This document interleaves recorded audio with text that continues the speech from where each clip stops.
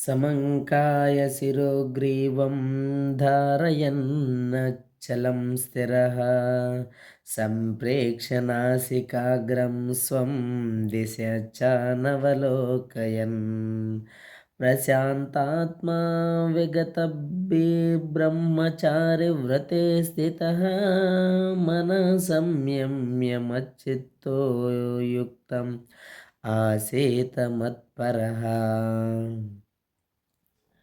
समङ्काय शिरोग्रीवं धारयन्नचलं स्थिरः सम्प्रेक्ष्य नासिकाग्रं स्वं दिश च नवलोकयन् प्रशान्तात्मा विगतभिर्ब्रह्मचारिव्रते स्थितः मनः संयम्य मच्चित्तो युक्तासीत मत्परः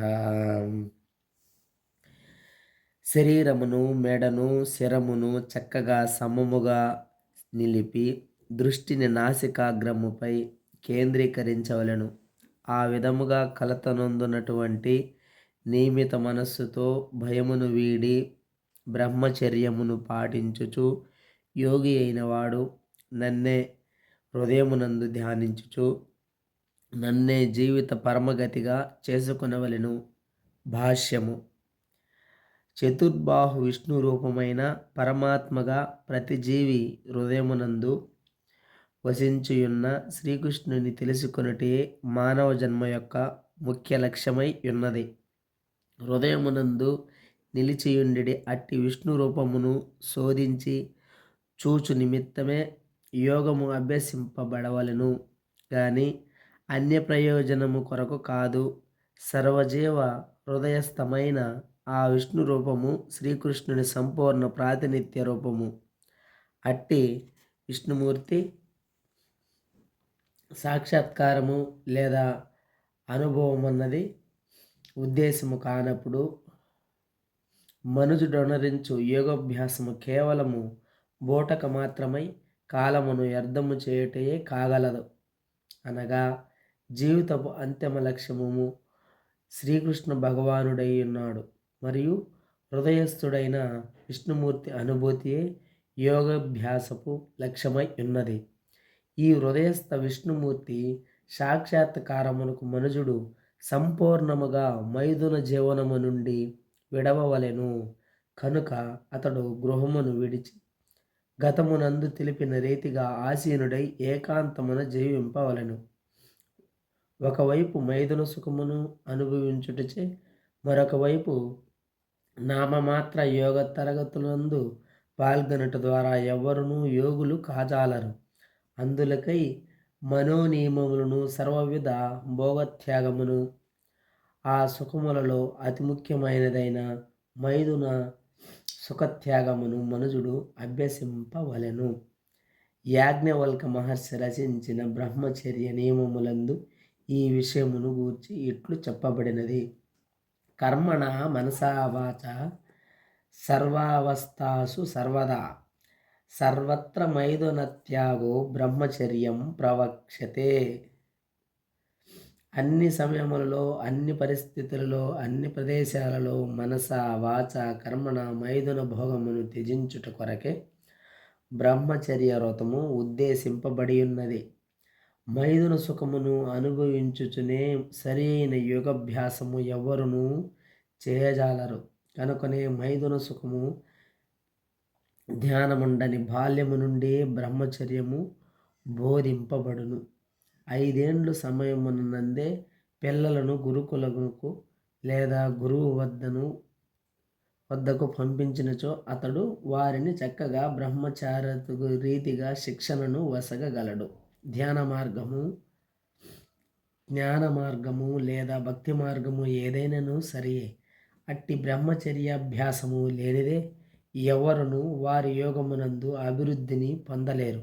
అయినను గృహస్థ జీవన ధర్మమును చక్కగా పాటించుచును కేవలము భార్యతోనే నియమబద్ధముగా సంసారిక సుఖమును కలిగి ఉన్నవాడు సైతము బ్రహ్మచారిగా పిలువబడును.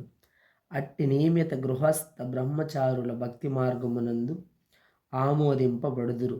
కానీ జ్ఞానము మరియు ధ్యాన మార్గ సంప్రదాయములు అట్టి గృహస్థ బ్రహ్మచారులను తమ యందు నేర్చుకొనుటకైనను అంగీకరింపవు. ఆ సంప్రదాయములు వారు మైదున జీవన త్యాగమునందు ఎటువంటి సడలింపును అంగీకరింపరు. కానీ భక్తి యోగ విధానము అత్యంత శక్తిమైనందున ఉన్నతమగు భగవత్ సేవయందు నియుక్తుడైన వాడు అప్రయత్నముగా మైదున సుఖ ఆకర్షణ నుండి బయటపడును. ఆ కారణముననే గృహస్థ బ్రహ్మచారికి నియమితమగు మైదున సుఖము ఆమోదింపబడినది. భగవద్గీత 2:59 ఎందు ఇదే విషయము ఇట్లు చెప్పబడినది. విషయా వినివర్తంతే నిహారస్య దేహినః రసవర్ణం రసో అప్యస్య పరం దృష్ట్వా నివర్తతే. ఇతరులు బలవంతంగా తమను ఇంద్రియ భోగము నుండి నియమించుకొనుచుండగా భక్తులు తమ ఉన్నత రసాస్వాదన కారణముగా అప్రయత్నముగా ఇంద్రియ భోగముల నుండి దూరులగుచున్నారు. భక్తులకు తప్ప అన్యులకు ఆ దివ్య రసాస్వాదనపు జ్ఞానము ఏమాత్రము ఉండదు. సంపూర్ణముగా కృష్ణ భక్తి భావన యందు నిలవనిదే ఎవ్వరును అభయత్వమును పొందలేరని విగతభిః ఎను పదము సూచించుచున్నది. తన వికృత స్మృతి తనకు కృష్ణునితో గల సంబంధమును మరుచుట కారణముననే బద్ధజీవుడు భయాతురుడై యుండును. భయం ద్వితీయాభినివేశితః స్యాత్ ఈషాదాపేతస్య విపర్యయో అశ్రుతిః అను శ్రీమద్భాగవతము 11.2.37 శ్లోకం పలుకుచున్నది.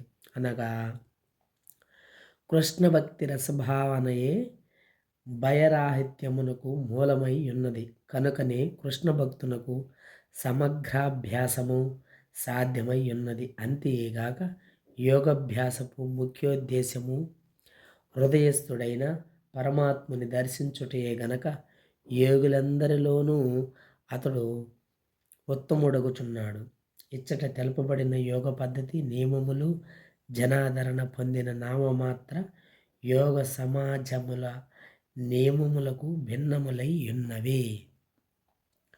ఇంజన్నేవం సదాత్మానం యోగి నియతమానసః శాంతిం నిర్వాణ పరమాం మస్తం స్థామతి గచ్చతి.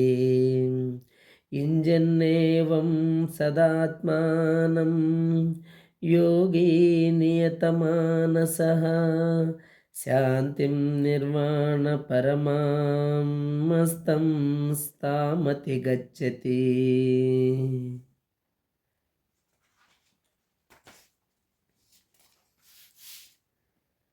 దేహము మనస్సు కర్మలను ఈ విధముగా నిరంతరము నియమించుచు యోగి అయిన వాడు నియమిత మనస్సు కలవాడై భౌతిక స్థితి నుండి విరమించుట ద్వారా భగవద్రాజ్యమును కృష్ణధామమును పొందును.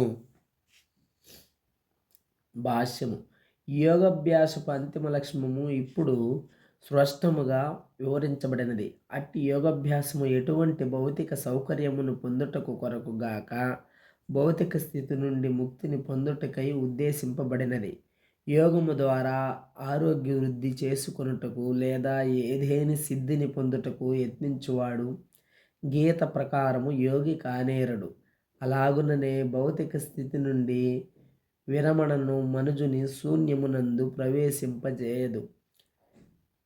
నిజమునకు అట్టి భావన మిథ్య అయి ఉన్నది. భగవానుని దృష్టిలో ఎచ్చటను శూన్యమనున్నది లేదు. వాస్తవమునకి భౌతిక స్థితి నుండి ముక్తి మనుజునికి ఆధ్యాత్మిక లోకమైన భగవద్ధామమునకు చేర్చగలదు. సూర్యచంద్రులు లేదా విద్యుత్ యొక్క అవసరము లేని అట్టి భగవద్ధామము భగవద్గీత యందు స్పష్టముగా వివరించబడినది. అట్టి ఆధ్యాత్మిక జగమునందు అన్ని లోకములు కూడా భౌతిక ఆకాశమునందలి సూర్యుని వలె స్వయం ప్రకాశములై యుండును. సృష్టి అంతయు భగవద్రాజ్యమేనను ఆధ్యాత్మిక ఆకాశం మరియు దాని యందలి లోకములు మాత్రము పరంధామమని పిలువబడును. కృష్ణుని గురించిన సంపూర్ణ జ్ఞానమును కలిగిన యోగి ఆ భగవానుడు స్వయముగా ఇచ్చట తెలిపిన రీతి మచ్చిత్త మత్పర మత్స్థానం నిజమైన శాంతిని పొంది అత్యంత గోలోక బృందావనమని తెలపబడి దివ్యమైన కృష్ణలోకమును చేరగలడు. గోలోక ఏవ నివసత్య కిలాత్మబోధ. శ్రీకృష్ణ భగవానుడు తన ధామమైన గోలోకమునందు నిత్యముగా నివసించున్నను తన దివ్యశక్తులచే సర్వత్రా వ్యాపించి ఉన్న పరబ్రహ్మముగా మరియు సర్వజీవ హృదయస్థుడైన పరమాత్మగా తెలియబడుచున్నాడు అని బ్రహ్మ సంహిత 5.37 శ్లోకం తెలియజేస్తున్నది. అట్టి శ్రీకృష్ణ భగవానుని సంపూర్ణముగా అవగాహన మరియు అతని సంపూర్ణాంశమైన విష్ణువు యొక్క అవగాహనము లేనిదే ఎవ్వరునూ ఆధ్యాత్మిక జగత్తునందు కానీ వైకుంఠము లేదా భగవద్ధామము నుండి కానీ గోలోక బృందావనము ప్రవేశింపలేరు. కనుకనే కృష్ణ భక్తి భావన యందు కర్మను అనుసరించువాడు తన మనస్సు కృష్ణపరములగు కర్మల యందు సంలగ్నమై ఉండుటచే శ్రేష్ఠుడైన యోగి ఎనబడును. సవై మనః కృష్ణ పదార విందోయ. అంతేగాక తమేవ విదిత్వా తిమృత్యుమేతి. దేవదేవుడైన శ్రీకృష్ణుని తెలియట ద్వారానే జన్మ మృత్యువులను అధిగమించవచ్చును అని వేదము శతాశ్వతరోపనిషత్తు 3.8 మనకు తెలియజేయుచున్నది. అనగా భౌతిక స్థితి నుండి ముక్తిని బడుటే యోగ పూర్ణత్వం అనబడును.